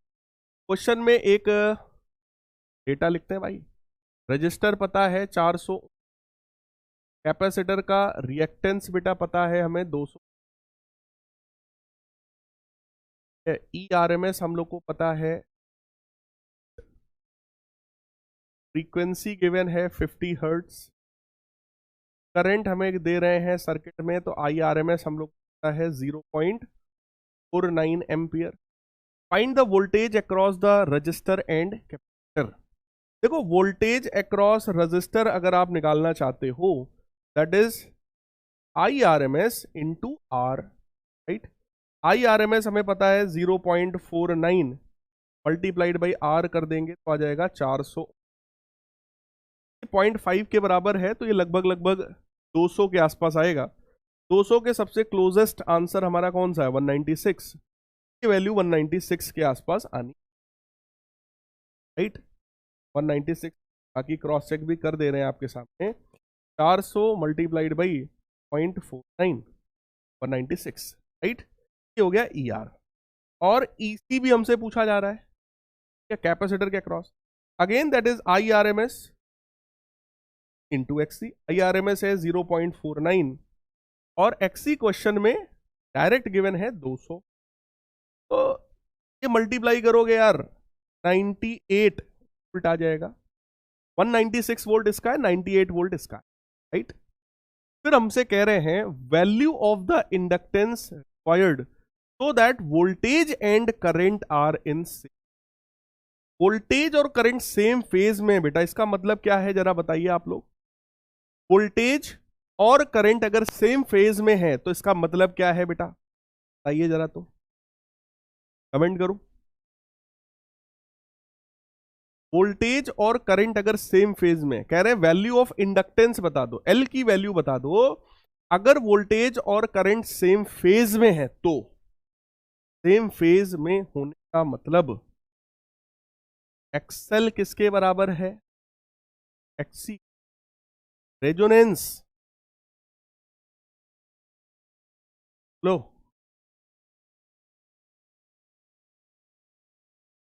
हाँ एक्सएल एक्सी के बराबर है, यस, है ना। एक्सएल तुम्हारा ओमेगा एल है और एक्सी तो हमें एज इट इज गिवन ही है, तो वैल्यू रख देते हैं सीधे सीधे 200 के बराबर। ओमेगा पाई एफ फ्रीक्वेंसी 50 है, एल हमें निकालना है, इज इक्वल टू 100। एल की वैल्यू आ गई बेटा 200 डिवाइडेड बाई 100 पाई, एल आ गया तुम्हारा 2/3.14। ये सॉल्व करते, डिवाइडेड बाई 3.14, वैल्यू आएगी 0.6 हेनरी के बराबर, राइट। तो करेक्ट ऑप्शन कौन सा हुआ, 196, 98 और 0.64। करेक्ट ऑप्शन बेटा कौन सा है, ए पार्ट, ए पार्ट, क्लियर है। लो भाई, क्लियर है। देखिए आप लोग जैसे जैसे, मेरे प्यारे बच्चों, मैं आपको एक चीज बताऊं, मैं चैट बंद कर रहा हूं, मेरी बात को बहुत ध्यान से सुन। जब ये बैच स्टार्ट हुआ था, ठीक, तो आप में से बहुत सारे बच्चे ऐसे थे जिनको ऐसा लग रहा था कि यार मैं खुद अगर मेहनत करूं तो मैं इंडिया टॉपर बन सकता, या इंडिया टॉपर नहीं भी बनूंगा तो 95 प्लस तो मैं ला सकता। जैसे जैसे सिलेबस मेरे प्यारे बच्चों आगे बढ़ता जाता है ना, अब हम लोग उस फेज में हैं कि हमारा लगभग आधा सिलेबस खत्म है। इनफैक्ट मैं आपको बताऊं, फर्स्ट बुक पढ़ाने में ज्यादा समय लगता है, सेकंड बुक को पढ़ाने में ज्यादा टाइम नहीं लगता है, राइट। सेकंड बुक के सारे जो चैप्टर्स हैं वो छोटे छोटे चैप्टर्स हैं, फर्स्ट बुक के सारे चैप्टर्स बड़े बड़े चैप्टर्स हैं। स्टार्टिंग में हम लोग 9 9 10 10 लेक्चर कर रहे थे एक एक चैप्टर में, राइट। अब सेकंड बुक में केवल रे ऑप्टिक्स को छोड़ दो तो कोई ऐसा चैप्टर नहीं है जिसमें 7 8 लेक्चर भी हमें देने पड़े, सब छोटे छोटे, राइट। जिस फेज में अभी आप पहुंच गए हैं, आप मान के चलिए लगभग 65%, लगभग 60% सिलेबस आप पढ़ चुके हैं जो पढ़ाना है, एक टाइम वाइज अगर देखा जाए ऑलमोस्ट 60% आप पढ़ चुके, 40% बाकी है। और ये टाइम ऐसा आ जाता है जिसमें बहुत सारे बच्चे अब डिमोरलाइज होना शुरू हुए, उनको लगता है यार अब हमसे नहीं हो पाएगा, क्योंकि यार पता नहीं सर क्या पढ़ा रहे हैं, यार पता नहीं क्या समझा देते हैं। बहुत से ऐसे बच्चे हैं कमेंट में जो हार्ड स्पैम करते हैं, जब मैं कहता हूं आग लगा दो समझ में आ गया तो वो एकदम भर देते हैं पूरा चैट। तो बाकी बच्चों को ऐसा लगता होगा कि यार इनको आ रहा है हमें नहीं आ रहा है, यार पता नहीं क्या चल रहा है। कारण ये है आप में और मेरे बीच में मिसमैच होना शुरू हो गया। मिसमैच इस चीज का है, टीचर आगे बढ़ता जा रहा है, बच्चा पीछे ही रह गया। किसी को बैकलॉग बोलते हैं कि टीचर ने जितना पढ़ाया, ठीक, हम उतना रेगुलरली अटेम्प्ट कर नहीं रहे हैं, इसलिए टीचर आगे बढ़ गया, क्योंकि टीचर तो अपनी स्पीड से चलता जाएगा। और आप लोगों ने ये चीज फील किया होगा, मैं किसी को बहुत फास्ट नहीं पढ़ाता, हमेशा नॉर्मल स्पीड पे ही चलता हूं और सिलेबस में हमेशा टाइमली कंप्लीट करूंगा, ऑलवेज, किसी भी बैच में, राइट। ये मेरी शुरू से आदत रही है, पिछले 10 साल से पढ़ा रहा हूं, हमेशा मैं एकदम टाइम से। जबकि मैं तो जब अपने सिस्टम में पढ़ाता था तो मैं दिवाली तक, मेरा डेडलाइन होता था, दिवाली तक सिलेबस खत्म, उसके बाद रिवीजन, राइट। तो कहने का मतलब मेरे प्यारे बच्चों ये है कि टीचर और आपके बीच में अगर मिसमैच ये वाला बढ़ता चला जाएगा, टीचर आगे बहुत चला गया, तुम बहुत पीछे रह गए, तो फिर ये दूरी को कभी भी कवर आप नहीं कर पाएंगे, कभी नहीं कर पाएंगे, चाहे जितने वन शॉट्स आप देख लो। वन शॉट देख करके कोई टॉप नहीं कर सकता, वन शॉट देख के रिवाइज किया जा सकता है, वन शॉट को देख करके अपने मार्क्स को इनहेंस किया जा सकता है, बट टॉप नहीं किया जा सकता। टॉपर वो होता है जो साल भर रगड़ता है।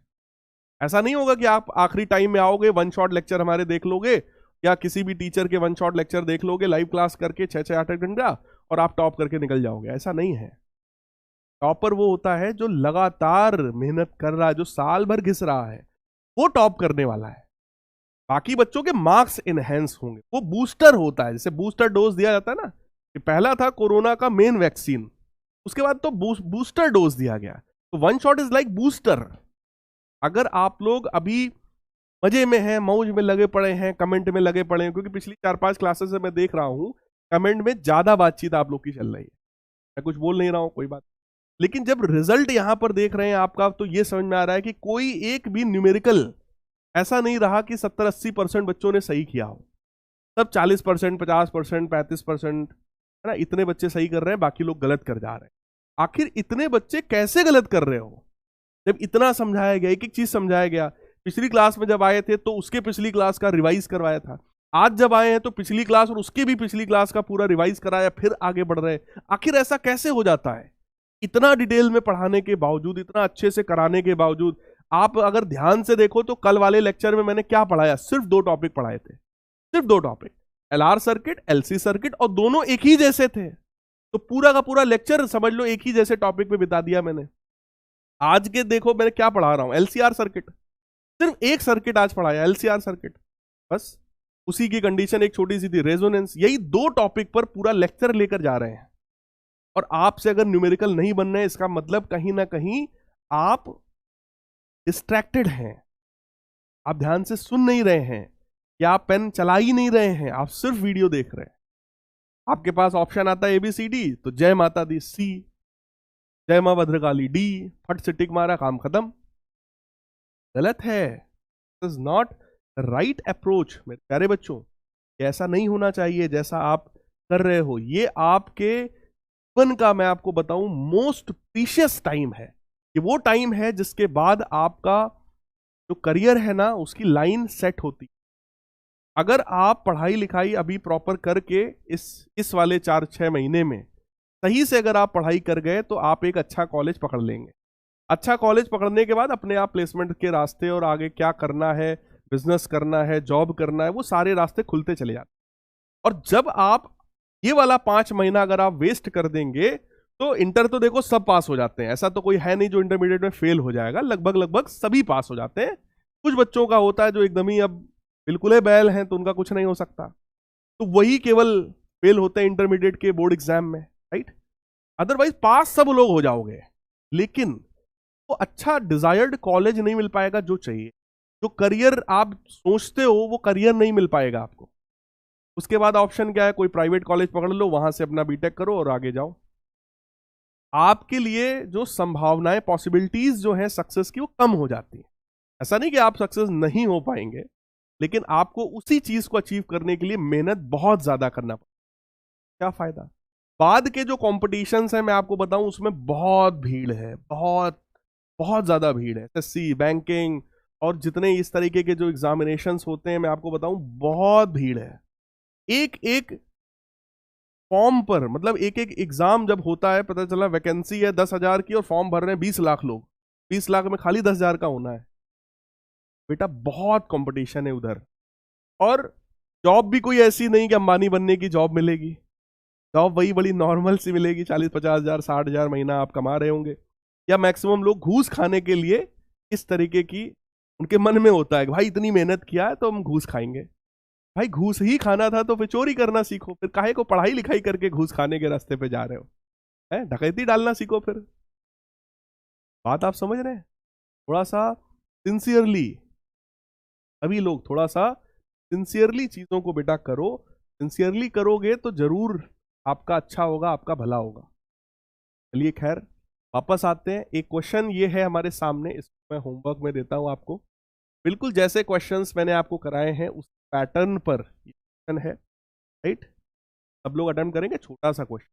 इसके बाद एक क्वेश्चन होमवर्क में मैं लेकर के आया हूं, ये सारे क्वेश्चंस का बाप है। एक ही क्वेश्चन में 9 क्वेश्चंस हैं, एक ही क्वेश्चन में मेरे प्यारे बच्चों 9 क्वेश्चंस हैं, राइट। ये सारे क्वेश्चंस का बाप है, यानी कि ये वाला अगर अच्छे से आपने कर लिया, अटेम्प्ट कर लिया, कायदे से सारे पार्ट्स आपको समझ में आ गए, तो आप समझ लो आपको एलसीआर सर्किट 100% आ गया, राइट। ये आपका होमवर्क है, अटेम्प्ट करना। नहीं आएगा तो बताना मेरे को, फिर मैं इसको क्लास में आपसे डिस्कस करूं, राइट। लेकिन पहला आपको अपनी तरफ से इस पर अटेम्प्ट करना है, ये होमवर्क का आपका क्वेश्चन है, सभी लोग इसको सॉल्व करेंगे ना। नहीं आएगा तो हम लोग क्लास में डिस्कस करेंगे, राइट। हाँ, आज मैंने जो बातें आप लोगों को कही हैं, देखो टीचर्स डे है, ठीक है, कहीं ना कहीं हम लोग आपके टीचर भी हैं, बड़े भाई जैसे भी हैं ना। और इस चीज को देखकर बड़ा दुख होता है जब आप लोग अपना गलत कर रहे होते हैं। As a teacher, as a बड़ा भाई मैं आपको समझा रहा हूं, अगर आप अभी समझ जाएंगे तो आपके लिए बहुत अच्छा होगा, और नहीं समझेंगे अगर आप, तो बेटा आपको ही आगे झेलना है, कोई और तो झेलने आएगा नहीं। बात समझ रहे हैं ना सभी लोग? मेरे प्यारे बच्चों, इस प्रीशियस टाइम का एकदम यूटिलाइज करिए, इस टाइम को वेस्ट मत जाने दो बेटा, वरना बाद में तुमको इतना खलेगा ना भाई, मैं आपको बता रहा हूं, इतना खलेगा आपको, आप खुद को माफ नहीं कर पाओगे। एक टाइम ऐसा आएगा आपको ऐसा लगेगा काश उस समय पढ़ लेते भाई, काश पढ़ लेते, सिर्फ 4 महीना था। और जितनी अच्छी अपॉर्चुनिटीज में आप लोग हैं ना मेरे प्यारे बच्चों, इतनी अच्छी अपॉर्चुनिटीज में कोई कभी नहीं था। पिछले इतिहास को उठा करके आप देख लो, पिछले 3 साल से 4 साल से, जब से आपको ये ऑनलाइन एजुकेशन इतने कम फीस में अलग सर ने अवेलेबल करा दिया है, एकदम ना के बराबर फीस है, और टीचर्स एक से एक टीचर्स हैं आपके पास ऑनलाइन में पढ़ाने वाले, राइट। ऐसा नहीं कह रहा ऑनलाइन के ही टीचर्स बेस्ट है, लेकिन जिन टीचर्स के लिए आप ऑफलाइन में जाके इतना अच्छा खासा पैसा खर्चा करते थे, वो टीचर्स आज आपको 2000, 2500, 1200, 1500 है ना, 3000 के बैचेस में आपको मिल रहे हैं, जो आपका भला चाहते हैं। भाई ऐसी अपॉर्चुनिटी कभी नहीं मिलेगी, भूल जाओ, कभी नहीं मिलेगी। इसलिए ये टाइम रियलाइज करो प्यारे बच्चों। फिलहाल जितेश आज पहले नंबर पे हैं, निशांत, आदर्श, हरनूर, उत्कर्ष हैं 5वें नंबर पे, गौरव, आदित्य, ऋतुराज, आर्यन और लीना, सारे बच्चे हैं जिन्होंने सारे ही क्वेश्चंस सही किए हैं। तो मेरे प्यारे बच्चों, सभी से अलविदा कहता हूं। मेरी बात थोड़ी सी बुरी लगी होगी, लेकिन यार तुम्हारे भले के लिए है, कभी कभी कड़वा भी बोलना पड़ता है ना। बेटा सभी लोग मेहनत करो, आगे बढ़ो, आप आगे बढ़ोगे हम लोग को अच्छा लगे, राइट। मिलते हैं यार नेक्स्ट क्लास में, तब तक के लिए गुड बाय एंड